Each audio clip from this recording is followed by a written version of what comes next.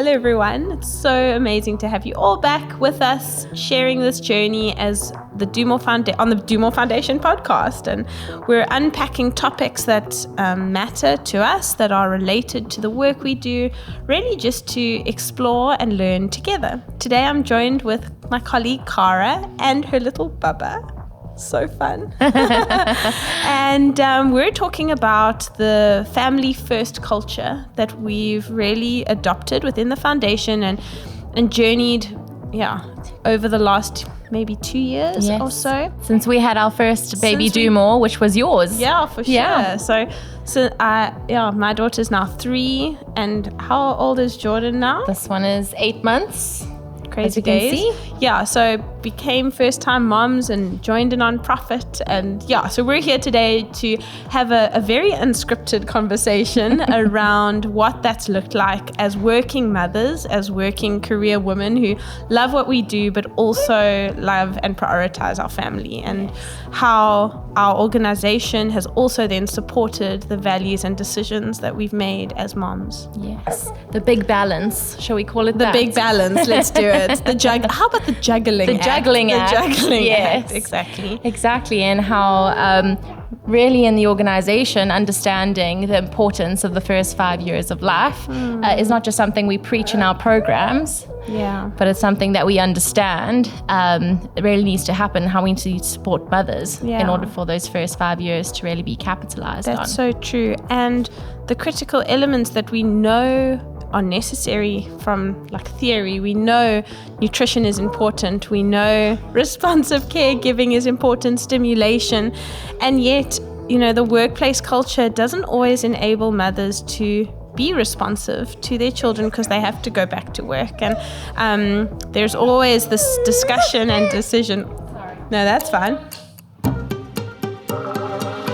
Interrupted this episode to find a responsive, safe caregiver for your child. Granny to the rescue. Now we can dig deep. Exactly. But again, to the juggling act of being a working mom. I think that's something that there's such a mental load that goes into it, of thinking, where is my child? Is he or she safe? Am I providing for them? Of course, all parents want to do the very best by their children, but there are also realities at play, and work also has its demands and needs.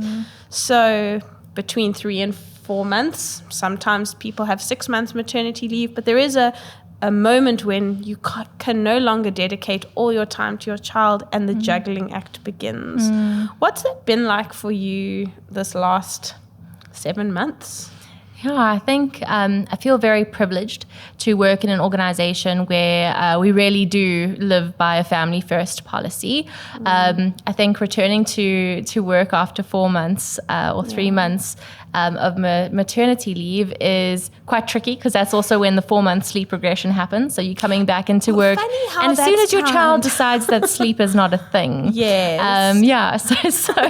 so that's always fun. But I think having a team of mothers and a team of people that and an incredible leader, an organization that understand the importance of the first 5 years, especially the first 1,000 days, and giving me room to try and juggle work and baby.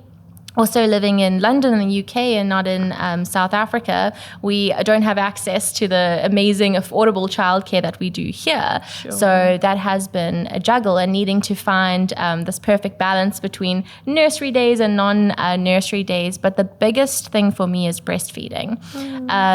We preach in all of our Eat, Love, Play, Talk and parenting programs and messaging we send out there, breastfeeding or exclusive breastfeeding for 6 months. And maybe you can talk to a little bit of benefits of why we preach that earlier. And I thought, well, that's a pretty simple thing to do. But oh my gosh, it is not. It is really, it was such an amazing experience to go through it firsthand, where I had a roof over my head, I had access to all the resources, I had a supportive husband, a pretty good child, and thinking about the women that we are preaching this to, and they don't always have these safe places, often living in a rural township in a shack, and just thinking about, how breastfeeding happens in that space, and raising a little baby in that space is actually so different. So I think I felt really grateful from the resources I had and the team supporting me behind that and understanding why I need to do it for 6 months. It also opened up all of these amazing myths around breastfeeding and porridge after 4 months. And if you give your child porridge at 4 months, they will sleep. No, they won't. No, they will not. Surprise, that is a myth. Surprise, it's a myth. And I think a lot of support for breastfeeding and even just making it happen and the right positions and latching and all of that. In the UK, we had a lot of support, but unfortunately, we don't always offer that to mothers in South Africa. I think without support, mothers are actually not set up to succeed in breastfeeding with specifically working moms, because you do go back to work. It is stressful. Proximity to the baby does matter. All the elements that you had at play in your maternity leave are no longer there, the freedom of time. And so there's not a lot in your court. Yes. So that's also, and I mean, you're still going strong. Yeah. I mean, I said this to you recently, like, I'm so proud of you for doing that, because it's not easy. You're juggling a full-time leadership role within a growing startup organization. But you've also chosen this incredible nutrition journey for you and your baby and your family. It's amazing. Thank you for acknowledging that. It is it is definitely a juggling act, and it's a big commitment, and you would have gone through it yourself as well. So, I mean, I think for me the reason why I've been able to rejoin work so successfully, and it's probably a lot of learnings for corporates who want to welcome mothers back into their role, is actually flexible working hours. Because yay for flexible working hours. Can we put like a fake chair in here? Because sometimes the child only sleeps from 4 until 9 in the morning, and you've had a really rough night. So I think trusting your employees that they are going to pick it up because they know what they need to do. And us as women are very responsible for, I mean, we take a lot of responsibility for the work that we know needs to get done. I'd also say safe space for pumping or expressing breast milk. For example, today coming here, I was like, oh my gosh, I could think of nothing worse than pumping in my car, which is boiling hot outside, or in a bathroom, which is not sanitary, or a meeting room where there's glass, everyone can see you. Downstairs, there's a mother's room where you can go in safely and you can breastfeed so the baby's here, but pumping as well, and then having fridge facilities to store that all day. I don't think a lot of people think of that, but that makes life a lot easier. Definitely. And again, with the flexibility in terms of meeting times, the team has been incredible. I mean, I know when his naps are, so I'll block those out in my diary, and everyone is understanding that. So I think if corporates or business or, whoever is employing people can allow for that, you are really providing a lot more support than you think. It's got a bigger impact than you think. Just these two small things. Wow.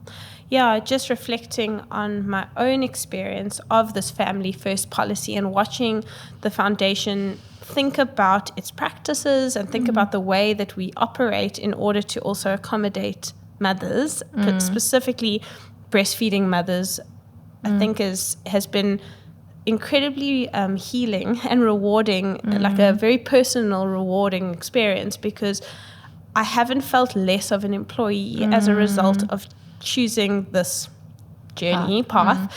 And it comes with its own sacrifices and costs. So from a year I started traveling and we breastfed until just over 2 years. So that was our goal, that was our family's dream, to breastfeed for 2 years and beyond. And that was the plan. And without the support of an amazing leader and director and a supportive team, to be able to travel and work and make care allowances was revolutionary to me, and really I felt so valued, but I also then felt like my family was really understood. So I didn't want to wean just because I had to travel for 3 days or however many days, and that was just the most incredible gift that the foundation was able to give me. Now that we have weaned, cool, let's travel.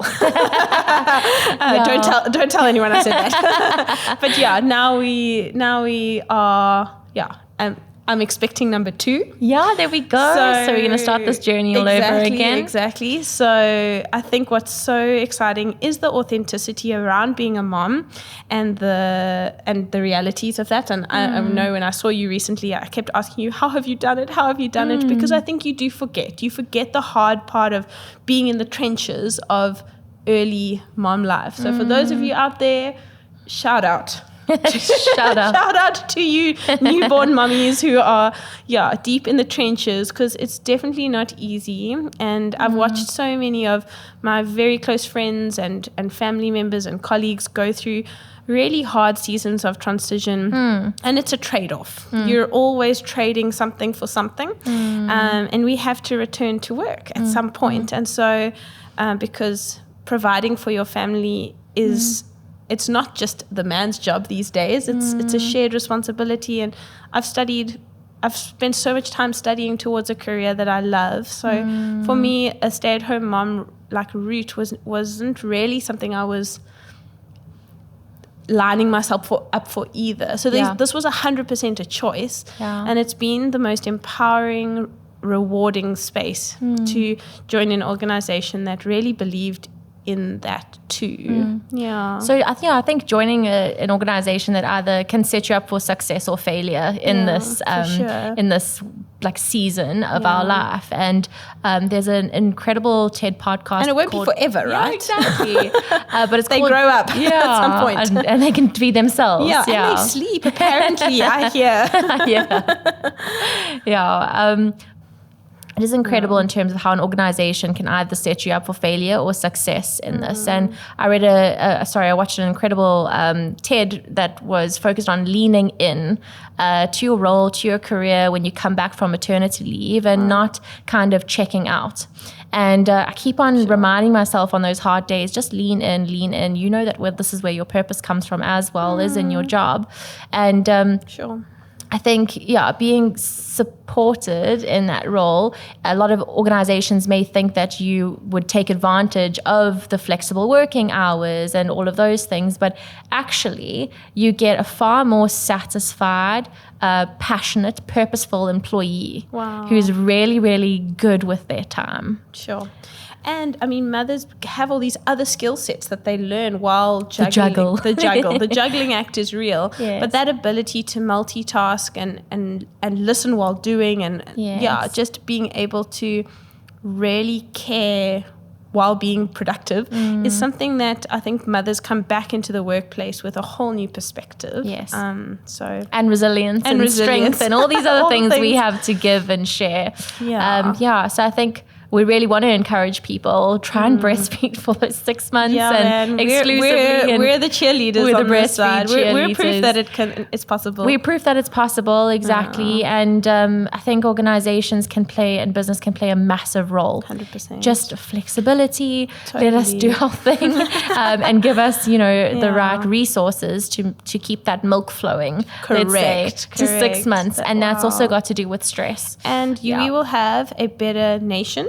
As a result, we will have a less stunted nation, and without a doubt, a more responsive parent workforce, which can only result in better leaders and workforce in the future, and very thankful employees. And exactly. Let's close with reflective thought. Then, what's the thing that surprised you most about being a new mom?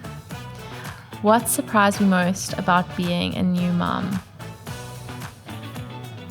I knew I wasn't going to get any sleep. I didn't know what that meant. Correct. Yes. I didn't know what that meant. Let's just leave it there. Yes. I feel like people tell you, sleep, enjoy your sleep, get all the sleep you can. You're like, I don't know what that means. Yeah, what does that mean? Anyway. Okay. When you have a hungry baby every hour. You know. I know. When you know, you know. Cool. Thank you for listening. I hope you enjoyed the fun and the play and just the honest reflection on what it's looked like to enter a very new season of life, but also hold very true to a career and a passion-driven career path. Thanks, Jess. Playtime. Thanks.